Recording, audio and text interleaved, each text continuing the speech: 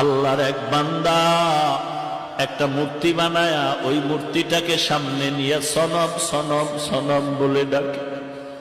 দীর্ঘদিন পর্যন্ত সনম সনম বলে ডাকে, কোনো আওয়াজ নাই।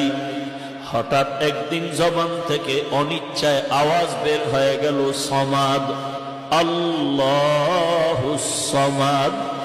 আওয়াজটা বের হওয়া মাত্র গায়বী আওয়াজ আসলো, লাব্বাইকা ইয়া আবদি। বান্দা বলে, কে আওয়াজ দিলেন? আল্লাহ জবাব দিলেন, আনা রব্বুক, আমি তোমার রব। আল্লাহর বান্দা বলেন, কে আপনি? কেমন রব? এত বছর আমি ডাকলাম, কোনো জবাব তো পেলাম না। আল্লাহ বলেন, বান্দা, তুমি যাকে ডাকছো সে তো তোমাকে বানায় নাই, বানানেওয়ালা তো আমি মালিক। আমি আল্লাহ তো তোরে সুন্দর করে আদর করে বানাইলাম।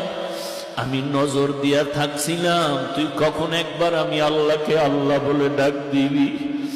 যখন তোর জবান থেকে সমাদ শব্দটা বের হয়ে গেল, তুই এত বছর সনাম সনাম বলে মূর্তিকে ডাকছো, আমি আল্লাহ তোর উপরে একবারও রাগ করি নাই, পানিও বন্ধ করি নাই।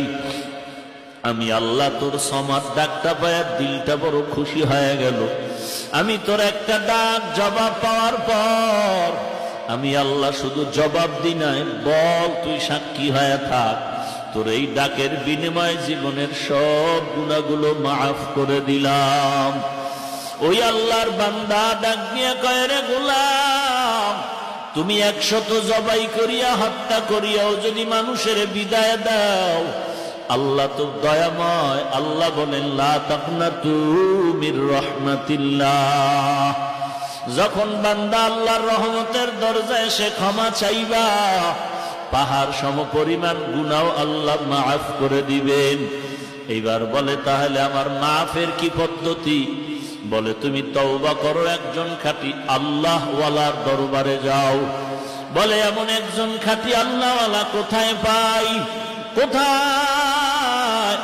বলে, আল্লাহওয়ালাদের মজলিসে গিয়া বসো, দেখো আল্লাহওয়ালাদের মজলিস কোথায় পাওয়া যায়, আল্লাহওয়ালাদের কোরআন সুন্নাহর কথার মজলিস কোথায় পাওয়া যায়। আল্লাহর বান্দা ঠিকানা নিল, অমুক এলাকায় কোরআনের বয়ান চলে, আল্লাহওয়ালাদের বয়ান চলে। আল্লাহর বান্দা ওখানে রওনা হয়ে গেল। আল্লাহর বান্দা রওনা হইয়া সামন দিকে যায়। ঘরের থেকে বের হয়ে কিছু দূর যাওয়া মাত্রই আজরাইল আলাইহিস সালাম হাজির হয়ে গেল।